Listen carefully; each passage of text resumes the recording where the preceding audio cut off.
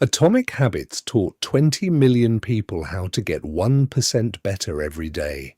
But it never answers the only question that actually matters. 1% better at what? Because here's the uncomfortable truth. Compounding works in every direction, including the wrong one. First, credit where it's due, because this isn't a takedown. James Clear's core insight is genuinely brilliant.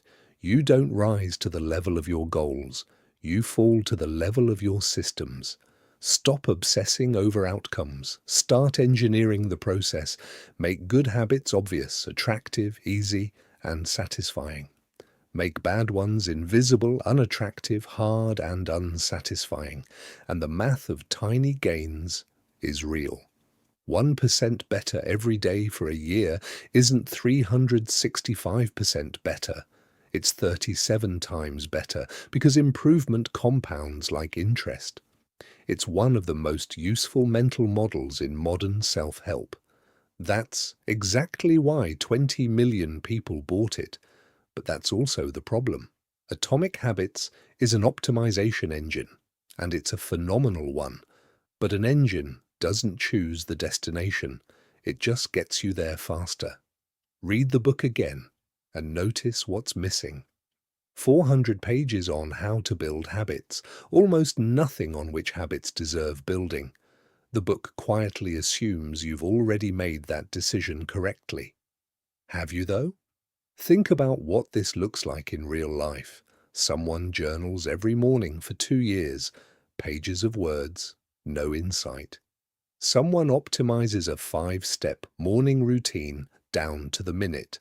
For a job they've wanted to quit for 5 of those years, someone habit stacks their way to a perfectly executed week, inside a life they never chose. Every one of those people is winning by the book's definition. The habit is consistent. The system works. The streak is alive. They're just rowing beautifully in the wrong direction. 1% better at the wrong thing every day for a year. That compounds too. You just end up 37 times further from where you wanted to be. Now, is this a flaw or just outside the book's scope? Honest answer, a bit of both. Clear touches on identity. Every action is a vote for the type of person you wish to become, and that's the closest the book gets to a compass. But notice the sleight of hand. It tells you habits should match your desired identity. It never helps you figure out whether that desired identity is actually yours or one you absorbed from your parents, your feed, or whoever you were trying to impress at 22. That's not a small gap. That's the hardest problem in the entire self-improvement genre, and the book steps around it because figure out what you actually want doesn't fit in a framework with 4 neat laws. Systems are easy to sell. Direction isn't. So here's the layer you have to add yourself. Before the 4 laws, ask 3 questions. Not once, every few months, because the answers drift. 1. What is this habit actually optimizing for? Not the surface behavior, the end state.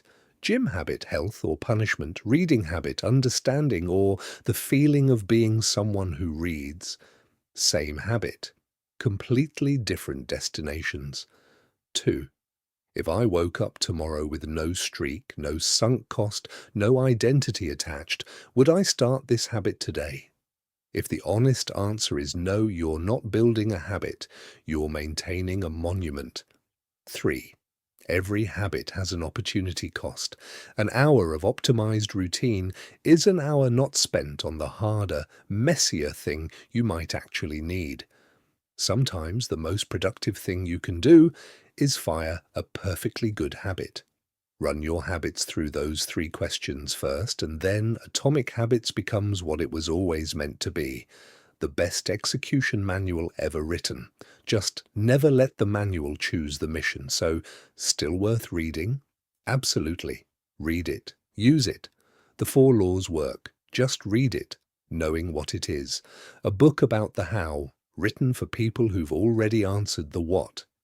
If you haven't answered it yet, the system will happily help you compound in circles. Here's your comment prompt. What's one habit you've kept alive longer than the reason you started it? I'll read every answer. And if you want the book that actually tackles the question Atomic Habits skips, what's worth wanting in the first place? That's the next video. It'll change how you read this one.